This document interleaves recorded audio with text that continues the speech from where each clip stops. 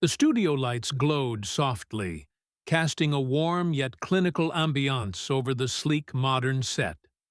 A single glass table sat between two chairs, one occupied by Caroline, a seasoned journalist with a reputation for asking tough questions, and the other by Congresswoman Ilhan Omar, a Somali-born progressive icon whose presence alone sparked polarized reactions. The air was thick with anticipation as the cameras rolled, capturing every glance, every pause, every word. Caroline adjusted her notes, her posture professional yet relaxed, her eyes sharp with purpose. She began, her voice measured, acknowledging the divide in her audience. Congresswoman Omar, thank you for being here. I know not everyone watching will agree with you, but disagreement is still dialogue. Ilhan, her trademark smirk unwavering, leaned forward slightly, her hijab framing her face with quiet defiance. I wouldn't be here if I were afraid of disagreement, she replied coolly, her voice carrying a blend of confidence and challenge. A grin tugged at Caroline's lips, a silent acknowledgement of Omar's boldness. Good. Then let's talk like two Americans who want answers. What book shaped you the most in your early years? Caroline asked, easing into the discussion with a question designed to humanize her guest. Omar paused, her gaze drifting as though sifting through memories of a distant past. Half the Sky by Nicholas Kristof, she said finally, but even before that, war shaped me. Survival shaped me. The books came later. Caroline nodded, her expression softening but her curiosity undimmed. You grew up in Mogadishu during the collapse. Can you describe your daily life back then? She probed, her voice calm but searching. Omar's face shadowed momentarily, the weight of those memories surfacing. We had no real school. My father taught me to read with charcoal on stone. There were days we rationed water by the capful, nights when mortar fire drowned out prayer. The silence that followed was heavy, a moment where the audience could feel the gravity of Omar's words. Caroline, sensing the shift, pressed forward with care. And you lived in a refugee camp for years before coming here. Omar's gaze softened, her voice steady but tinged with the ache of recollection. Kakuma Camp in Kenya. 4 years of heat, hunger, fear, and hope. America wasn't a fantasy, it was a rumor. But when it came true, I held on to it like breath. The starkness of her words hung in the air, leaving both women momentarily suspended in the weight of Omar's story. Caroline's voice softened further, a note of genuine curiosity lacing her words. And yet, years later, some accuse you of hating America. You've said America has caused more harm than good in certain regions. Do you still stand by that? Ilhan's response was measured, her voice calm but unwavering. Loving something means being honest about its flaws. I love what America promised me, but I'm not blind to what it has done to others who weren't as fortunate. Caroline didn't miss a beat, her tone straightforward. So, it's gratitude, with a caveat. No, Ilhan countered, her gaze steady. It's gratitude with conscience. A slight tension filled the room, the weight of their words palpable. The cameras seemed to hold their breath as Caroline shifted her focus, her voice sharpening. You've been a vocal advocate for expansive immigration reform, abolishing ICE, granting amnesty to undocumented immigrants, even those who crossed illegally. Can you help Americans understand your endgame here? Ilhan's response was calm yet resolute. My endgame is fairness. If a child grows up here, speaks our language, works our jobs, pays our taxes, why should a border drawn before they were born determine their future. Caroline, firm and unyielding, retorted, "But laws matter, Congresswoman." "So does humanity," Ilhan countered, her gaze unwavering. Caroline pressed on, her voice steady. "What would you say to the immigrant who waited 10 years, paid fees, followed every legal step?" Ilhan's expression softened, her tone earnest. "I'd say their struggle is valid. And I'd also say compassion shouldn't be a zero-sum game." The ideological divide between them was now clear, the lines drawn for all to see. But Caroline wasn't done. Leaning in slightly, her voice became more personal. "I'd like to ask you something personal, something many Americans have seen online, in tabloids, even in major outlets. I hope you'll answer it directly." Ilhan raised her chin slightly, her expression calm yet assertive. "Ask." Caroline approached the topic with calculated care, her voice measured. "Congresswoman, why have you never publicly addressed your second marriage, the one before Tim Minot? The man listed in your records as Ahmed Elmi Ilhan responded with a tight smile, the corners of her lips barely lifting. "I've spoken about it many times. It was a legal marriage that ended. Nothing more." But Caroline, never one to back down, pushed further.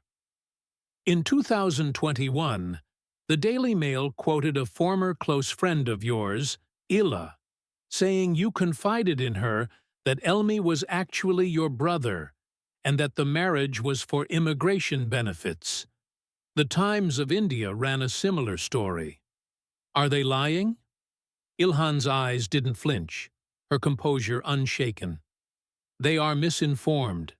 People often take shadows and try to make monsters. Ahmed was a friend. He is not my brother, and no official agency has ever found any wrongdoing. Caroline pressed gently, her tone laced with curiosity. But why the secrecy? Why the lack of photos? Why the sealed records?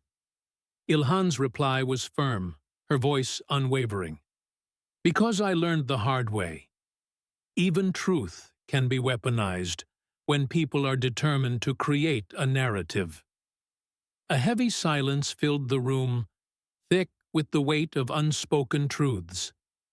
Caroline let the tension linger before pivoting, not with judgment, but with precision. You've built a career standing in defiance of expectations. Some would say you're the symbol of a shifting America. Others argue you're proof the system lets in those who seek to change its very soul. Which is it? Ilhan's gaze met hers, calm yet provocative. Maybe it's both. Maybe I am the mirror America doesn't want to look into. Caroline leaned back, taking in Ilhan's words. She knew the stakes had just risen.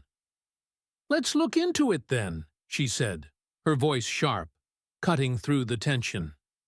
In our next segment, is Ilhan Omar the face of progress or the ghost of principles past? As the screen faded to a commercial break, the studio lights shifted to a colder hue.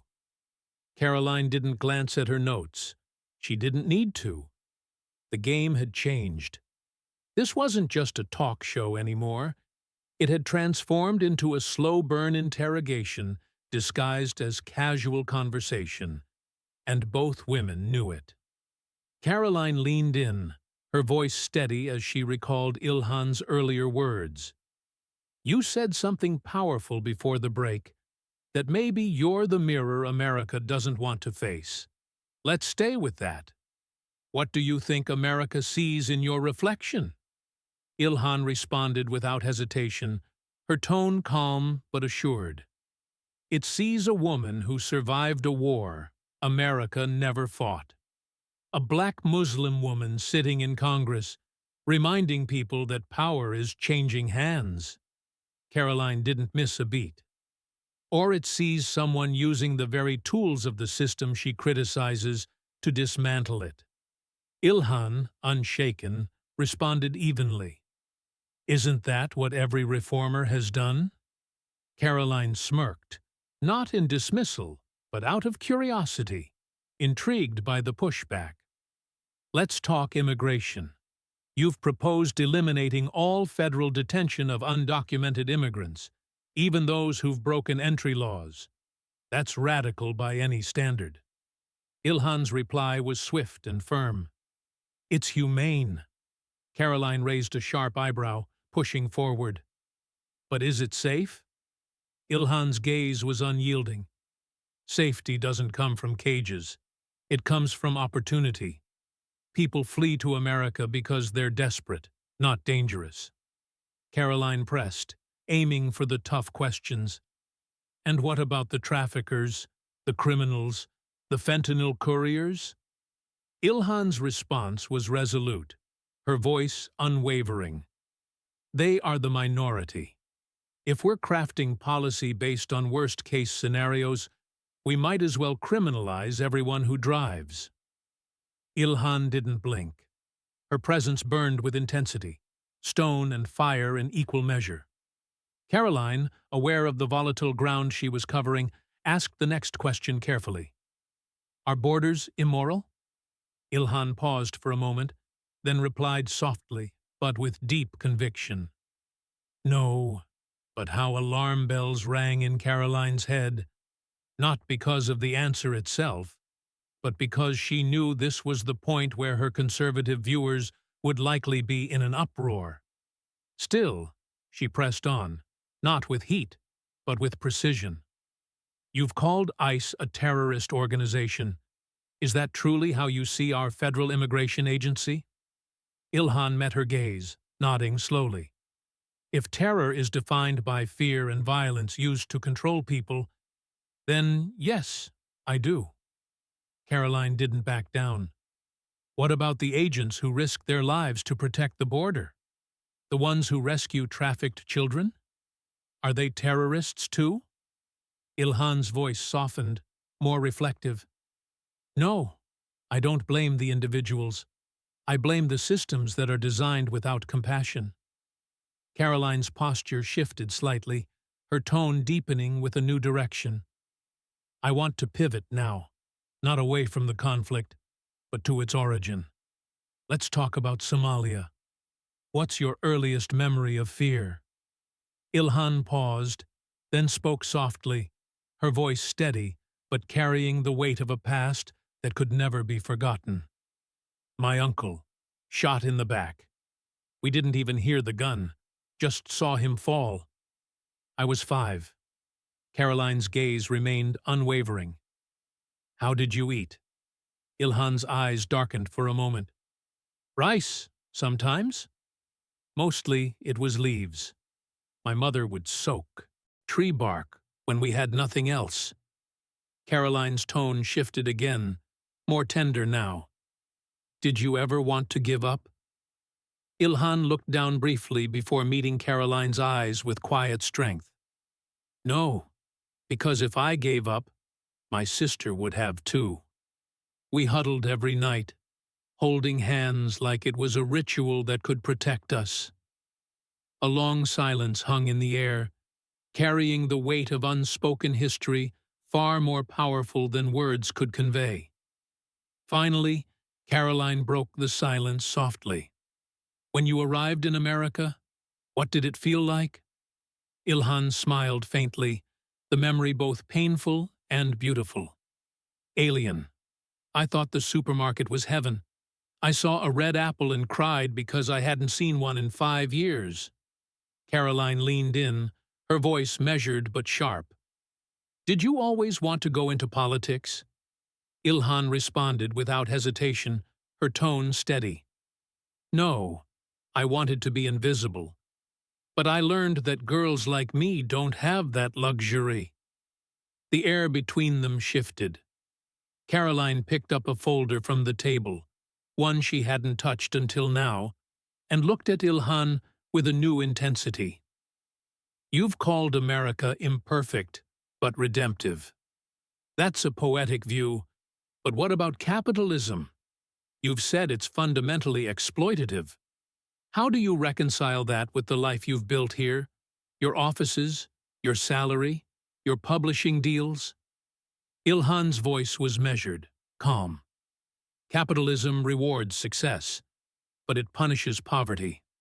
I followed the rules, yes, but that doesn't mean I believe the game is fair.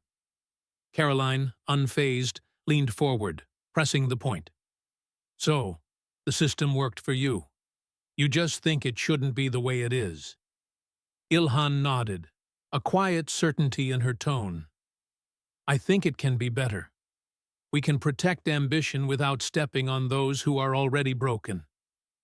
Caroline paused, closing the folder in her hand. The shift in her demeanor was subtle, but there was weight behind her next words. Let's address something difficult, something many Americans still ask about. In 2009, you married Ahmed Nur Saeed Elmi legally. Your camp has called it a faith-based cultural arrangement and later claimed it was never consummated. But others say differently. Ilhan's gaze didn't waver, though her fingers curled slightly, a hint of tension in her posture.